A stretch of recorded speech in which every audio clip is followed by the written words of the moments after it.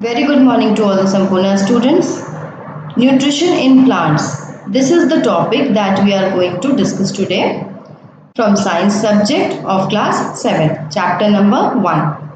Nutrition is the process of taking food by an organism and its digestion, absorption and utilization by the body. Nutrition क्या होता है यहाँ पे आपको पूरा इसका एक्सप्लेन किया हुआ है.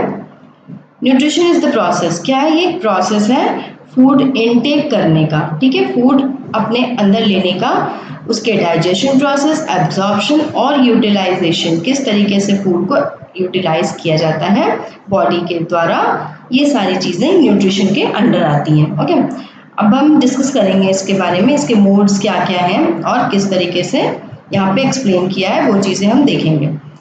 Like us, plants also need nutrients to survive. In this chapter, we will study nutrition in plants. हम यहाँ पे plants के nutrition के बारे में डिस्कस करेंगे. Firstly, plants में modes of nutrition क्या क्या होते हैं, किस तरीके से nutrition होता है plants में. There are two modes of nutrition in plants, that is autotrophic and heterotrophic. Autotrophic mode क्या होता है nutrition का? The mode of nutrition in which an organism makes its own food from simple substances like carbon dioxide, water and minerals present in the surroundings is called autotrophic nutrition. Organisms having autotrophic mode of nutrition are called autotrophs. All green plants and some bacteria are autotrophs because they prepare their own food. जब हम अपना खाना खुद बनाते हैं with a simple substances जैसे कि carbon dioxide, water, minerals, इन सब चीज़ों को मिला के जब कोई अपना खाना खुद बनाता है तो उस प्रोसेस को हम ऑटोट्रॉफिक न्यूट्रिशन बोलते हैं. जैसे सारे ग्रीन प्लांट्स और कुछ बैक्टीरिया होते हैं वो ऑटोट्रॉफ्स होते हैं जो कि अपना खाना खुद बनाते हैं. But heterotrophic is just the opposite of autotrophic. The mode of nutrition in which an organism cannot make its own food from simple substances but obtains ready-made food made by the green plants directly or indirectly is called heterotrophic nutrition. Organisms having heterotrophic mode of nutrition are called heterotrophs.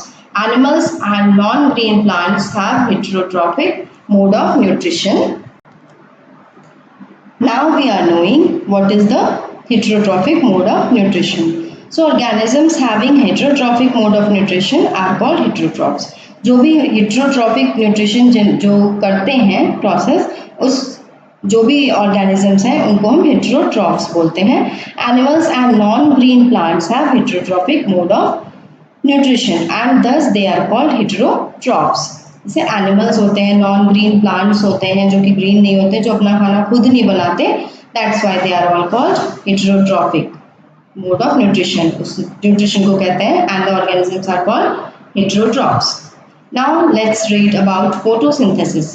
Photosynthesis क्या है? The process of making food by plants with the help of carbon dioxide, water and sunlight is called photosynthesis. All green plants make their own food by the process of photosynthesis. जितने भी green plants होते हैं वो अपना food photosynthesis की help से बनाते हैं. This is the plant, this is the sunlight, carbon dioxide, oxygen इसमें से बाहर आता है and chlorophyll leaf में present होता है. Green pigment उसी की वजह से green color होता है plant का. Photo means light and synthesis means to build. Thus, photosynthesis means building up by light. The leaves of a plant are green because they contain tiny green colored bodies called chloroplasts. Chloroplasts contain a green pigment called chlorophyll. Actually, green plants में chloroplasts होते हैं, उन chloroplasts में chlorophyll पाया जाता है. The chlorophyll uses the solar, that is sunlight, solar energy to prepare food from carbon dioxide and water. The process by which green plants make their own food, that is glucose, from carbon dioxide and water by using solar, that is sunlight energy in the presence of chlorophyll is called photosynthesis. Oxygen is released during photosynthesis. Oxygen निकलता है इसमें से process के time में. The process of photosynthesis can be represented in the form of the following equation.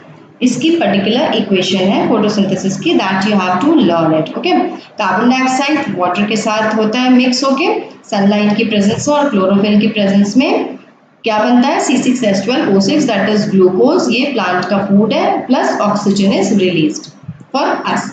जो ये oxygen release होती है यही ऑक्सीजन फिर ह्यूमन बीइंग्स यूज करते हैं, मींस हम यूज करते हैं इसको। The food prepared by the green leaves of a plant is in the form of a simple sugar called glucose। ठीक है, ये ग्लूकोज के फॉर्म में होता है, सिंपल शुगर है ये। Glucose prepared in the leaves is then transported to the different parts of the plant as sucrose, a complex carbohydrate, by a phloem tissue। ठीक है, स्टेम है, ठीक है, ये स्टेम है प्लांट का। ओके, क्या होता है कि और यहाँ पे ये सारे रूट्स हैं, ठीक है, रूट्स हैं, यहाँ पे आपके लीव्स हैं। ठीक है, लीव्स में जो खाना बनता है, फूड बन रहा है, दैट इज ग्लूकोज। ये जब फ्लोएम के थ्रू, फ्लोएम क्या करता है, स्टेम में जाइलम और फ्लोएम दो चीजें होती हैं।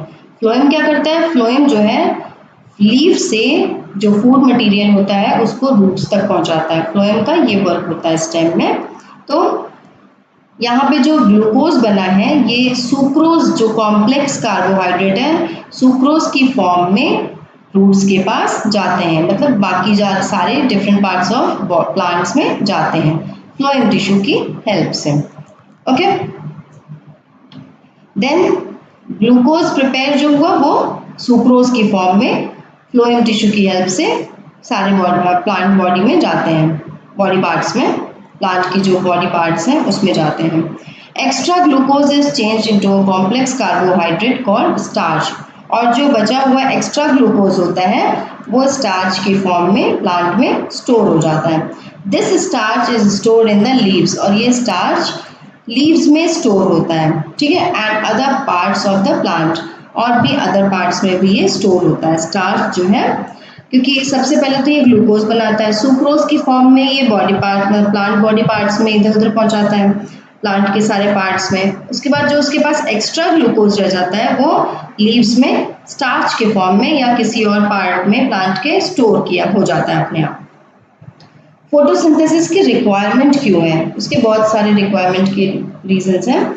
The materials required by plants for photosynthesis are requirement. Photosynthesis के लिए क्या क्या चीजें रिक्वायर्ड होती हैं, जैसे water, minerals, carbon dioxide, chlorophyll and sunlight. ये चीजें होंगी तभी फोटोसिंथेसिस प्रोसेस अकर हो सकता है। Firstly we will discuss about water and minerals. Water and minerals are absorbed by the roots of the plants from the soil through the process of osmosis। Osmosis के process के through roots में water absorb किया जाता है, roots water absorb करता है मिट्टी से, soil से, और इसी process को osmosis कहते हैं। osmosis के process से ही ये चीज़ होती है, means water जब किसी चीज़ के अंदर आ रहा है through a semi permeable membrane तो वो ऑस्मोसिस प्रोसेस होता है, ठीक है, water molecules. The water and minerals are transported to the leaves. अब यही वाटर मिनरल्स जो मिट्टी से मिले हुए रूट्स को ये लीव्स या अदर पार्ट्स ऑफ प्लांट्स में जाते हैं बाय जाइलम वेसल्स। फूड कहाँ से आता है, फ्लोएम वेसल्स के थ्रू, और वाटर और मिनरल्स कहाँ से आता है, जाइलम वेसल्स के थ्रू, और ये फ्लोएम और जाइलम कहाँ होता है, स्टेम में। Xylem vessels run like pipes throughout the roots, stems, branches and leaves and form a continuous path or passage, एक तरह से रास्ता है, for the water and minerals to reach the leaves. The membrane which allows only certain molecules to pass through it is called semi-permeable membrane। मतलब वो membrane, वो एक layer जिससे कि सिर्फ कुछ molecules ही पास आउट हो सकते हैं, उसको हम सेमी परमिएबल मेम्ब्रेन बोलते हैं। The movement of water molecules from the region of the higher concentration water concentration to the region of lower water concentration through a semi permeable membrane is called osmosis. जो मैंने आपको बताया कि जो water molecules हैं वो जब एक कंसंट्रेशन से हाई कंसंट्रेशन से लोअर कंसंट्रेशन की ओर जाते हैं through a semi permeable membrane is called osmosis. You have to learn the definition of osmosis। Okay, now second is carbon dioxide। Second requirement is carbon dioxide for plants photosynthesis। The green plants take carbon dioxide gas from the air for carrying out photosynthesis। Tiny pores called stomata are present on the underside of the leaves. Leaves के नीचे वाली layer पे stomata होता है. These pores are surrounded by guard cells. ये जो pores होते हैं ये guard cells से surrounded होते हैं. ये kidney shaped है ना, bean shaped. ये guard cells हैं. Again, these pores are surrounded by guard cells. The guard cells control opening or closing of stomata. Guard cells की help से ही opening और closing होती है stomata की. ये stomata है, opening है, hole है. Carbon dioxide gas enters the leaves of the plant through the stomata. Carbon dioxide यहीं से leaf होता है या अंदर enter करता है ये stomata के through he. Now the third requirement is chlorophyll. Chlorophyll is a green pigment present in the cell organelle called chloroplast. Chlorophyll traps the solar energy. This energy is used to prepare food from carbon dioxide and water during the process of photosynthesis. Chlorophyll जो है क्या करता है, solar energy trap करता है और ये energy जो है carbon dioxide और water use करते हैं ताकि food prepare कर सकें during the process of photosynthesis. Besides leaves, photosynthesis also takes place in the other green parts of the plant like green stems and green branches. For example, in desert plants like cactus. Cactus में क्या होता है, जो stem part होता है वो broad हो जाता है, means उसमें food store हो जाता है. The leaves are modified into spines, क्योंकि leaves जो है spines जैसी हो जाती हैं, बिल्कुल कटीली. जो कांटे होते हैं कैक्टस पे that are actually leaves to reduce water loss of by transpiration, ताकि water transport जो है कम हो, water loss कम हो, इसलिए leaves वहाँ पे desert area में बिल्कुल कांटे जैसी होती हैं ताकि lose ना हो सके water. These plants have thick and fleshy green stems which carry out the process of photosynthesis. इसमें stem photosynthesis कर रहा है to make their own food.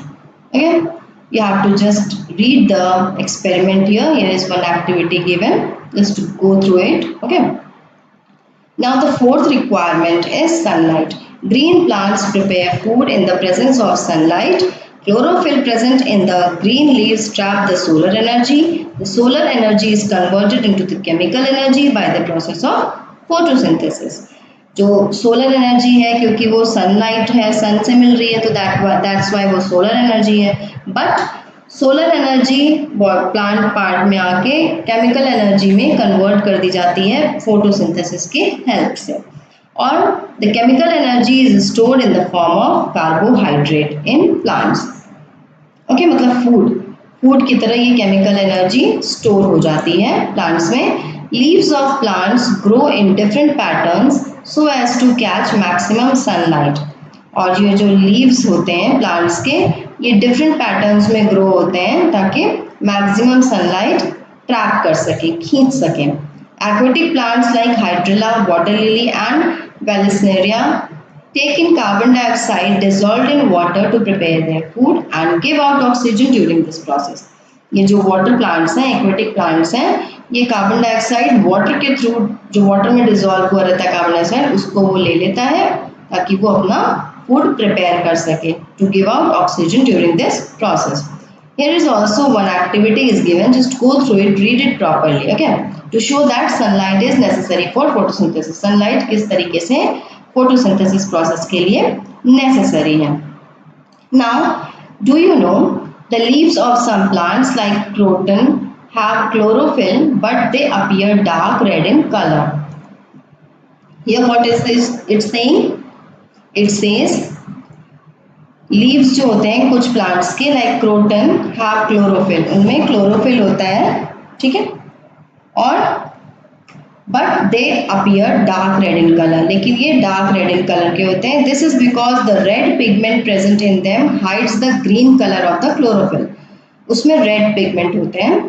So such leaves can also make food by the usual process of photosynthesis. ये भी खाना बना सकते हैं अपना खुद से, यूजुअल प्रोसेस यूज कर सकते हैं. अब इम्पोर्टेंस क्या है फोटोसिंथेसिस की? We can not imagine the earth in the absence of the process of photosynthesis due to reasons given below. यहाँ पे कुछ रीजंस हैं जिसके कारण फोटोसिंथेसिस हमें पता चल रहा है कितना इंपॉर्टेंट है. Photosynthesis enables the green plants to make their own food. In the presence of photosynthesis, there would be no food. Food भी नहीं मिलेगा हमें, क्योंकि फूड तो बना रहा है प्लांट, जो कि हम ले रहे हैं प्लांट से. The survival of all animals in the world directly or indirectly depends upon the food made by plants. जो plants food बना रहे हैं डायरेक्टली या इनडायरेक्टली प्लांट्स और एनिमल्स सब कुछ उस पे एनिमल्स जो है जितने भी वर्ल्ड के हैं वो सब डायरेक्टली या इनडायरेक्टली प्लांट्स पर डिपेंड होते हैं. ऑक्सीजन जो कि एक एसेंशियल पार्ट है हमारे लिए for the survival of all living organisms, वो ड्यूरिंग फोटोसिंथेसिस प्रोड्यूस होता है oxygen. Carbon dioxide plants use कर लेते हैं फोटोसिंथेसिस के टाइम में. सो हम ये बात कह सकते हैं कि फोटोसिंथेसिस बैलेंस बना के रखता है ऑक्सीजन और कार्बन डाइऑक्साइड का एटमॉस्फेयर में. कार्बन डाइऑक्साइड ले रहा है, ऑक्सीजन रिलीज कर रहा है, इससे क्या होता है कार्बन डाइऑक्साइड और ऑक्सीजन का बैलेंस बना रहता है. So, in the presence of photosynthesis, life on the earth would be impossible. अगर फोटोसिंथेसिस नहीं होगा प्लांट में तो लाइफ इम्पॉसिबल होगी अर्थ पे. Okay, now heterotrophic mode of nutrition. Heterotrophic mode of nutrition भी बहुत सारे टाइप्स के होते हैं. Let's go through it. There are some plants which do not have chlorophyll. कुछ plants होते हैं जिनके chlorophyll नहीं होता. They cannot make their own food. वो अपना खाना खुद नहीं बना सकते. Like humans and animals, such non-green plants depend on the food produced by other green plants. This is called heterotrophic mode of nutrition. क्योंकि वो दूसरे plants पे depend करते हैं, green plants पे अपने food के लिए. Let us study in detail how these heterotrophic plants get their nutrition.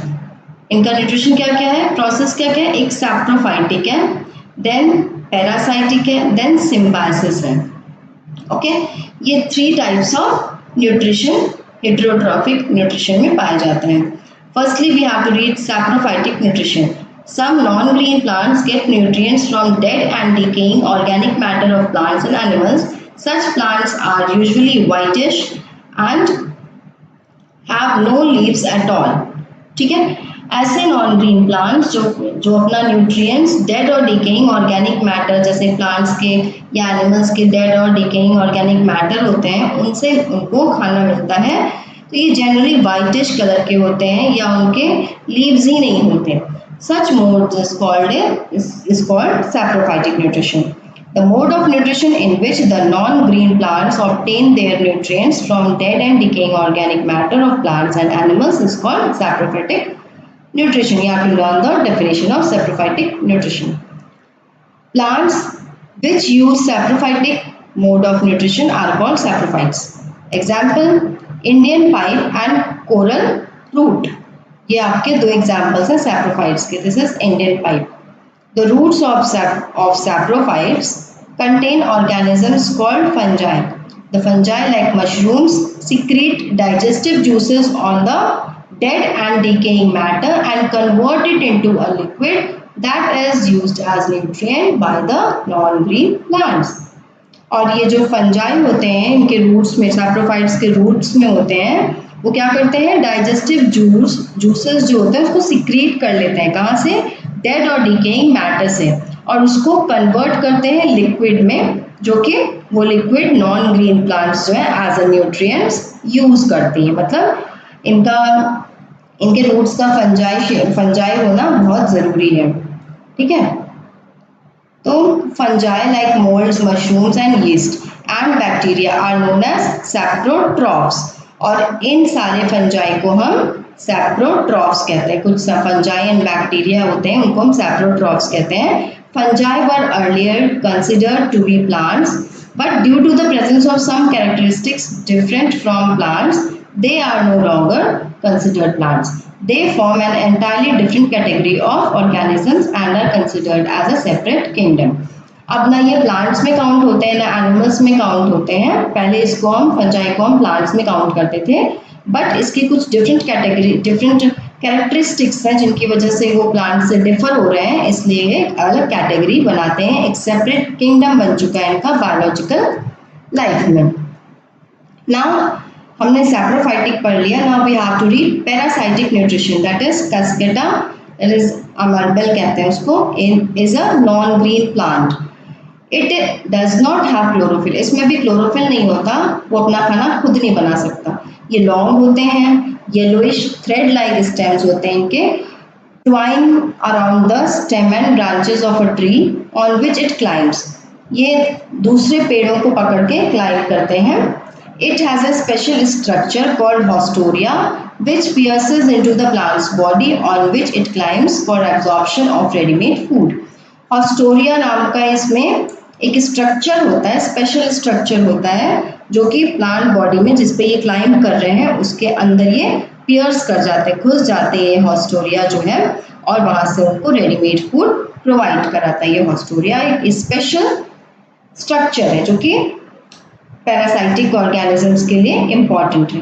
तो this type of nutrition is called parasitic nutrition. The mode of nutrition in which some plants live in or on the body of other living organisms and get their ready-made food from them is called parasitic nutrition. Like Cuscuta is an example, which obtains the ready-made food is called a parasite, and the organisms from those body the food is obtained is called the host. जिस भी plant body पर ये parasite develop होते हैं, haustoria use करते हैं जिस plant body पर, उसको हम होस्ट बोलते हैं. Parasites may be total or partial. Cuscuta is a total parasite. A few fungi and bacteria are also total parasites. Some plants like mistletoe are partial parasites. Mistletoe plants has green leaves.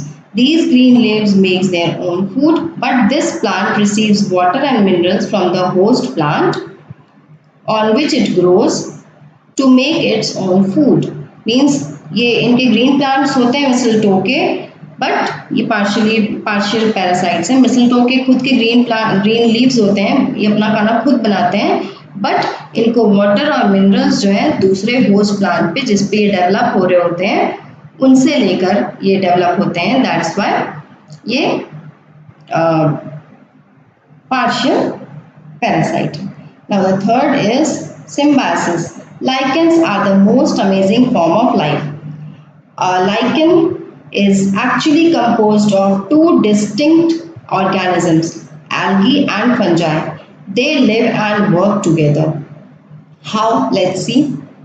The algae contain chlorophyll and make their own food. ठीक है, algae के पास chlorophyll होता है, वो अपना खाना खुद बनाता है. The fungi share the food made by the algae. The fungi in return provide protection, that is water and minerals to algae. ठीक है, इस तरीके से ये सिम्बायोसिस है, मतलब फ्रेंडशिप है एक तरह से. एल्गी उसकी हेल्प कर रहा है, फंजाई उसकी हेल्प कर रहा है, मतलब दोनों एक दूसरे की हेल्प कर रहे हैं. एल्गी उसको फूड प्रोवाइड कर रहा है फंजाई को, और फंजाई इन रिटर्न उसको प्रोटेक्शन, वाटर और मिनरल प्रोवाइड कर रहा है. ठीक है, तो the mutual association in which two different types of organisms live and work together for their mutual benefit is called symbiosis. ठीक है, ये समझ में आ रहा है, क्लियर है ये? Then lichens show symbiotic relationship or symbiosis. Rhizobium bacteria live in the root nodules of leguminous plants like pea and provide them nitrogen in a soluble form. In return, the plant provide food and shelter to the rhizobium bacteria.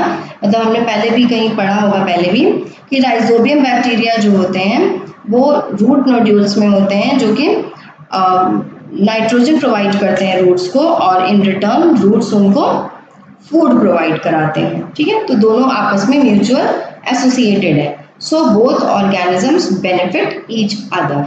Okay, special mode of nutrition. कुछ special mode भी हैं nutrition के. Few plants, कुछ plants हैं जो insects पर feed करते हैं अपनी नाइट्रोजन रिक्वायरमेंट को पूरी करने के लिए. A few plants feed on insects for fulfilling their nitrogen requirement. Such insect-eating plants are called insectivorous plants. That is pitcher plant, Utricularia या Venus flytrap और Drosera. ये कुछ examples हैं जो कि insectivorous plants हैं.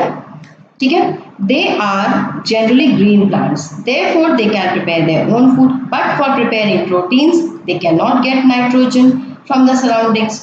Proteins बनाने के लिए इनके पास nitrogen नहीं होता. ठीक है, the insects on which they feed, जिस इंसेक्ट पे ये फीड करते हैं, फुलफिल उनकी रिक्वायरमेंट नाइट्रोजन की पूरी करता है वो इंसेक्ट, ठीक है। In a pitcher plant the leaf lamina is modified to form a pitcher like structure. This is pitcher plant. ये लीफ है, इस तरीके का स्ट्रक्चर बन रहा है जस्ट लाइक पिचर। लिड होता है, लिड ओपन होता है, ठीक है। The apex of the leaf is modified into a lid which can open and close the mouth of the pitcher. Inside the pitcher there are hair which are directed downwards. Hair यहाँ पे अंदर directed downwards hair है, मतलब hair है जो कि नीचे की ओर इनका डायरेक्शन है, ठीक है, इस तरीके से। When an insect lands in the pitcher, जब कोई इंसेक्ट आता है पिक्चर के अंदर, ये लिड जो है अपने आप क्लोज हो जाती है और इंसेक्ट को ट्रैप कर लेती है, gets entangled into the hair, और वो इंसेक्ट अंदर हेयर में फंस जाता है। The insect is digested by the digestive juices secreted in the picture, और जो डाइजेस्टिव जूसेस प्रोड्यूस हो रहे हैं, सिक्रीट हो रहे हैं पिक्चर के अंदर, वो इंसेक्ट को डाइजेस्ट कर लेते हैं, ठीक है। ये है कंप्लीट लेसन, न्यूट्रिशन का मोड और किस तरीके से यहाँ पे प्लांट्स न्यूट्रिशन होता है, ये सारी चीजें आपको मैंने एक्सप्लेन कर दिया। Just go through the lesson again, read it properly and do the exercises given here. Okay, here I have the solutions for the chapter number 1, exercise A, B, C. A and B you have to do in the book itself. Exercise C, D and E you have to do in the fair copy. Class 4 copy में करेंगे exercise C, exercise D and exercise E. ये question answers हैं, ये आपको अपनी copy में complete करना है। ओके, ये मैं आपको सारा ही शो कर रही हूँ। You have to just do it in your fair copy, in science fair copy, class 4 copy. Okay, this is the complete answer, and exercise F also you have to do in the copy. This is long answer questions. Okay, this is one activity given here. Okay, this is the complete answer number 1 and this is answer number 2, right? This is answer number 1 and this is answer number 2. Exercise F. Like this you can complete the whole exercise. That's all for today. Thanks.